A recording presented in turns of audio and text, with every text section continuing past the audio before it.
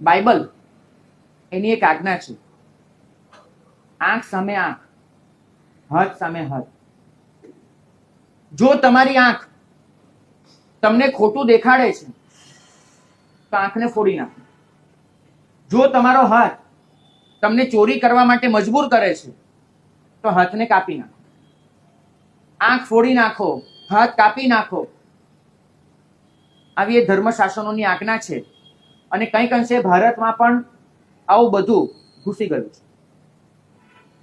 પણ મારે તમને પૂછવું છે કે તમે પ્રભુને પૂછવા જાઓ કે પ્રભુ આ આજ્ઞા સાચી કે ખોટી, તો પ્રભુ શું જવાબ આપે? પ્રભુ એટલું જ કહેશે કે વાસના એ તારી આંખમાં નથી, તારા મનમાં છે. જો મન એને જીતી લીધું, આ જ આંખ દુનિયાની સૌથી નિર્બળ ને સૌથી પવિત્ર આંખો થઈ જવાની છે. પણ આપણે બધા જ હંમેશા એ અંગને સમાપ્ત કરવા બેઠા છે. જો અંગને સમાપ્ત કરી અને પવિત્રતા આવી જતી હોત તો તમારે સર્જનની જરૂર છે, સદગુરુની. સર્જન પાસે જાઓ, તમે કહેશો એ કાપી આપશે, તમે કહેશો એ ખલાસ કરી આપશે. સર્જન પવિત્રતા ના આપે, સદગુરુ આપે. સર્જન તમારી આંખ પૂરી કરી આપશે, સદગુરુ તમને એ શીખવાડશે કે એ આંખથી સારું કઈ રીતે જોઈ લેવું. એક રાજા બહુ જ માંદો પડ્યો. માંદગી એ પ્રકારની કે કેમે કરીને મટે નહીં. એને ઘોષણા કરાવી કે મને જે સાચો કરશે એને 1 લાખ સોનામોરનું ઇનામ મળશે. વૈદરાજ આવ્યા બહારગામથી. એક રાજાને આવીને કીધું કે મારી પાસે છે દવા, તમને સાજા કરી શકે એવી દવા છે. શરત 2 જ છે મારી. 1, પૈસા પહેલા જોઈએ પછી દવા મળશે. 1 લાખ સોનામોર પહેલા મળે પછી દવા મળશે. રાજાએ કીધું કબૂલ. પહેલા આપ્યા પૈસા, સાજો થવું જોઈએ. શરત 2. બીજી શરત કઈ છે તો કે 30 દિવસ સુધી સવાર સાંજ એક પણ વખત ખાડો પાડ્યા વગર સળંગ 60 વખત મારી દવા લેવી પડે. ભલે આજથી શરૂ કરો, કાલથી કરો, પરમ દિવસથી કરો કે 25 દિવસ પછી કરો, વાંધો એ નથી. પણ સળંગ 60 વખત મારી દવા લેવી પડે, તો જ એની અસર, બાકી નહીં. રાજાએ કીધું કબૂલ, આજથી જ શરૂ કરો. પણ સાહેબ એટલું ખાસ યાદ રાખજો કે દવા લો ત્યારે તમારે વાંદરાને યાદ કરવાનો નહીં. આ શરત એટલી કે તમે જ્યારે પણ દવા લો ત્યારે તમારે વાંદરાને યાદ કરવાનો નહીં. બસ આટલી શરત સાથે જો તમે દવા લઈ લેશો તો તમે સાજા થશો. રાજાએ કીધું ભલે, યાદ નહીં કરું. અને રાજમહેલમાં ગયા રાજા, દવા લેવાનું ચાલુ કર્યું. પહેલું શું યાદ આવશે તમે મને કહેજો. એ દવા લેવાનું ચાલુ કરે, પહેલું શું યાદ આવશે? વાંદરો. રાજા ક્યારે દવા લેવાનું શરૂ કરી શકશે? તમને શું લાગે છે? એ દિવસે, બીજા દિવસે, ત્રીજા દિવસે, એકે દિવસે? નહીં થાય. જો વૈદ્ય કદાચ કીધું ન હોત તો 60 વખતનું 160 વખત રાજાને વાંદરું યાદ નહીં આવે. દવા લેતી વખતે વાંદરું યાદ આવે તો આપણને ક્યારે બને છે? પણ જો કહેવામાં આવ્યું છે કે આને યાદ નથી કરવાનું તો 100% એ પહેલું યાદ આવશે. આપણા જીવનમાં પણ આવું જ બન્યું છે. આપણે જેનાથી દૂર જવા માંગીએ છીએ કદાચ ફરી ફરીને એની જ નજીક આવવાના છે, એ નક્કી માનજો. પ્રભુનો અફર સિદ્ધાંત ક્યારેય નહીં ભૂલતા કે તમારે જેને છોડવું છે એને જો સતત યાદ કર્યા કરશો તો તમે એની જ નજીક જવાના છો. છોડવા માટેનો રસ્તો છે કે એનાથી વધારે સારું શોધી લો. અને આપણને હંમેશા ઊંધો રસ્તો આવડ્યો છે કે જે છોડવું છે એના પર જ એટલું ફોકસ કર્યા કરીએ છીએ કે એને જ વળગી પડ્યું છે. તમે નક્કી માનજો કે જેના જેવું વિચાર્યા કરશો એના જેવા બનવાના છો. સતત જે મનમાં હોય એ જ બનવાનું. તમે નક્કી કરો આજથી અહીંયા ઊભા થાવ ત્યારે કે મારે હવે પછી 3 દિવસ વાસનાનો વિચાર કરવો નથી.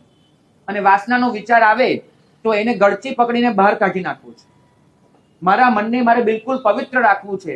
વાસનાનો વિચાર નથી કરવો. કોઈ પણ સ્ત્રી સામે જોઉં તો પણ મારી આંખ ચોખ્ખી. ક્યાંય પણ નજર ફેરવું, મારી નજરમાં કોઈ દોષ ના આવવો જોઈએ. બસ મનમાં નિર્ણય કરીને ઉઠો. 3 દિવસ પછી મને મળો, મને કહેજો કે તમને કેટલા વિચાર આવ્યા છે. નોર્મલ જીવનમાં નહીં આવતા હોય એનાથી વધારે આવશે. કારણ કે તમે લડવા બેઠા. દોષો સામે ક્યારે લડવા ઉતરશો નહીં, બિલકુલ નહીં.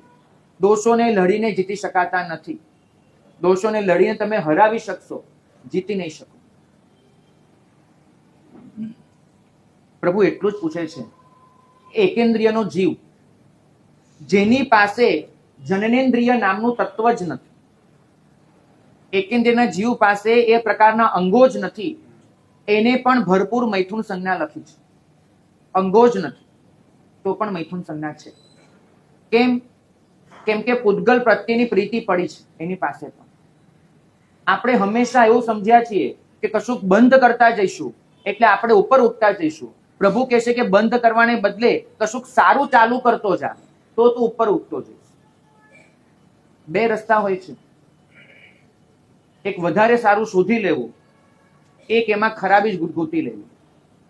આપણે કયા રસ્તે ગયા વિચાર કરજો. અહીં તો એક સ્ત્રી માટે મોહ થાય એટલે એવું બધું લખવામાં આવે કે સ્ત્રી મળમૂત્રની કોથળી છે, સ્ત્રી નરકની ખાણ છે, સ્ત્રી આવી છે, સ્ત્રી તેવી છે. અરે ભાઈ, તમાકુના દરેક પડીકા પર લખેલું હોય છે કે આ ખાવાથી કેન્સર થાય છે. તમાકુ ખાવાની બંધ થઈ. તમાકુનું કે સિગરેટનું એવું કયું પડીકું આવે છે કે જેના પર લખેલું ન હોય? કોઈ પડીકું દેખ્યું એવું? અને વાંચનારા બધા અભણ હોય છે કે વંચાતું ના હોય એવું લાગે છે તમને? તોય બંધ થયું. માણસને સમજણ તો બધી હોય, ગમે તેટલા મોટા મોટા પાટિયા મારો તો પણ એ કરવાનો જ છે. જો તમાકુની પડીકી પર લખેલું હોય કે આનાથી કેન્સર થાય છે તો પણ તમાકુ ખાવાનું બંધ નથી થતું. તમે સ્ત્રી માટે ગમે તેટલું કહેશો કે મળમૂત્રની કોથળી છે, એનાથી શું લાગે છે? વાસના જતી રહેશે. તમાકુ ખાવાનું બંધ નથી થયું, વાસના ક્યાંથી બંધ થવાની છે? નથી થવાની. અને આપણે હંમેશા એ શોધ્યું ખરાબી ખરાબી ખરાબી ખરાબી શોધો અને ન થાય તો જંગલમાં ભાગી છૂટો. અરે જંગલમાં જઈને પણ જો મનમાં કદી ખરાબી નહીં નીકળી હોય તો જંગલમાં જઈને ડબલ વળગશે. કદાચ અહીં તો આટલો કોલાહલ છે ને, કોલાહલની વચ્ચે થોડીક શાંતિ મળી જતી હશે. જંગલની જે એકદમ પરમ શાંતિ હશે ને તમને ઓર પીડી નાખશે.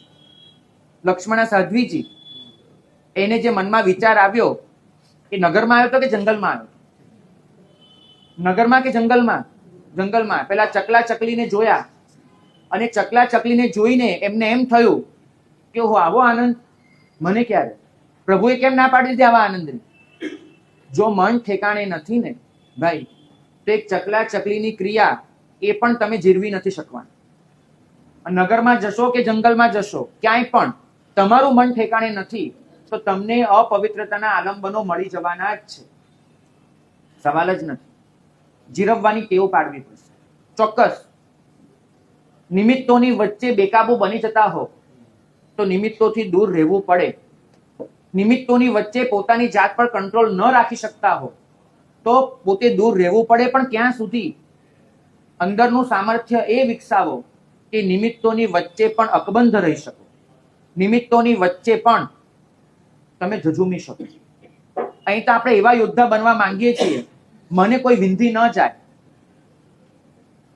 પણ ક્યાં આગળ? હું રણ મેદાનમાં ન હોઉં. તમારા સામર્થ્યની પરીક્ષા રણ મેદાનમાં જ થવાની છે. રણ મેદાનની બહાર સામર્થ્યની પરીક્ષા નહીં થાય. પવિત્રતા તમને એટલું જ શીખવાડે છે કે તમારા જીવનને એટલું ઉપર મૂકી દો કે નીચા સ્તરે કશું બચે જ નહીં તમારી પાસે. નાના હતા, ધૂળમાં રમતા હતા. અહીં બેઠેલું કોણ છે જેને ક્યાંક ઓછામાં ઓછી એક વખત ધૂળમાં રમ્યું ન હોય? રમતા. ધૂળમાં ન રમ્યા હો તેવી નાની નાની બાળ ચેષ્ટાઓ કરતા હતા, ઘર ઘર રમતા હતા, ઢીંગલા ઢીંગલી રમતા હતા. કંઈક જુદું હતું. નવી પેઢીની વાત જવા દો, અહીં બેઠા છે એ લોકોને પૂછું છું, કોઈક ને કોઈક આવી રમત કરી હતી કે જે રમત આજે તમને બાલિશ લાગે છે, જે રમત આજે તમને કોઈ રમવાનું કહે તો તમને હસવું આવી જાય, પણ ત્યારે એ રમત બહુ પ્રિય હતી. આપણે એમાંથી છુટકારો નહોતા પામતા, છૂટવા નહોતા માંગતા. મમ્મી ગમે તેટલી બૂમ પાડે કે ચલ બેટા જમવા આવ, ચલ દીકરા આવી જા, અને આપણે ઉભા જ ના થઈએ, નીકળીએ જ નહીં. આજે તમને રમત રમવાનું મન કેમ નથી થતું? જે રમત ગઈકાલ સુધી તમને આટલો આનંદ આપતી હતી, વો કાગજ કી કિશ્તી, વો બારિશ કા પાણી, આજે બધું ક્યાં જતું રહ્યું? કેમ? કારણ એક જ છે, કારણ કે તમે એનાથી વધારે સારું કશુંક પામી લીધું છે. તમને એનાથી વધારે સારી રમતો જડી ગઈ છે, માટે તમારા જીવનમાંથી બધું છૂટી ગયું છે. ભગવાન એટલું કે છે કે કશાકને લાત મારી નથી નીકળવાનું, કશુંક એવું પામી જવાનું છે કે જે પામ્યા પછી પેલાની જરૂરત નથી પડતી. પવિત્રતા અંદરની વૃત્તિઓને ઉપર ઉઠાવી લેવામાં છે, ન કે અંદર તમારી જે લાગણીઓ છે એને સમાપ્ત કરી દેવામાં છે. અહીં તો દરેક જન જનુની અને હિંસક બન્યું છે. એને બધું કંટ્રોલમાં લેવું છે અને કંટ્રોલમાં લઈ અને પવિત્રતા હાંસલ કરવી છે. જ્યાં પણ એને લાગે છે કે નિમિત્ત જડી રહ્યું છે, નિમિત્તને ઢાંકી દેવું છે, નિમિત્તથી દૂર જવું છે, નિમિત્તને હડસેલી દેવું છે, પણ નક્કી માનજો કે અંદરથી નહીં બદલાવ ત્યાં સુધી ગમે તેટલી ભાગમ ભાગ કરશો, નિમિત્ત દોડીને તમારી પાછળ આવવાનું છે, તમારી જ પાછળ, તમારો પીછો નહીં છોડે. વાસનાને દૂર કરવી છે એવું નક્કી કરો. વાસના ડબલ વળશે. પ્રભુનું સૌંદર્ય જોઈ લેવું છે નક્કી કરો. વાસના ક્યાં વિલાઈ જશે ખબર નહીં પડે. અને પ્રભુને એટલું જ કહીએ, જય વિયરાય. આ સૂત્રમાં જે પ્રાર્થના કરી છે કે વિતરાગ તમે જય પામ. શાસ્ત્રકાર ભગવંતોએ પૂછ્યું કે વિતરાગ તો 14 રાજલોકનો જય કરીને બેઠા છે, એને આપણે શું કામ કહીએ કે વિતરાગ તમે જય પામો? આ કહેવાનો અર્થ શું છે? જવાબ લખ્યો છે કે જય વિયરાય એનો એક જ અર્થ છે કે તમારી અંદર રહેલા વિતરાગ જય પામે. વિતરાગ જે મારી બહાર છે એ તો જય પામી ગયા અને સિદ્ધશિલા પર પહોંચી ગયા, પણ જે વિતરાગ મારી અંદર શ્વસે છે એ વિતરાગ સતત હરતા જાય છે. મારી સામે મારી પાસે બે રસ્તા હોય છે હંમેશા, એક વિતરાગનો માર્ગ, એક રાગીનો માર્ગ. મારી અંદરના વિતરાગ સતત હરી રહ્યા છે, મારી અંદરના વિતરાગ સતત થાકી રહ્યા છે અને મારા દોષો એના પર હાવી થઈ રહ્યા છે. હું પ્રભુને એ પ્રાર્થના કરું છું કે પ્રભુ તમે તો જીતી ગયા, પણ એ તમે હતા, મારી અંદર રહેલા જે તમે છો એ ક્યારે જીતશો? મારા માથે એવો હાથ મૂકો કે મારી અંદરનો રાવણ હારે, મારા માથે એવો હાથ મૂકો કે મારી અંદરના વિતરાગ જીતે. અને વિતરાગને જીતાડવાની પ્રાર્થના આપણે સૌ સાંભળીએ.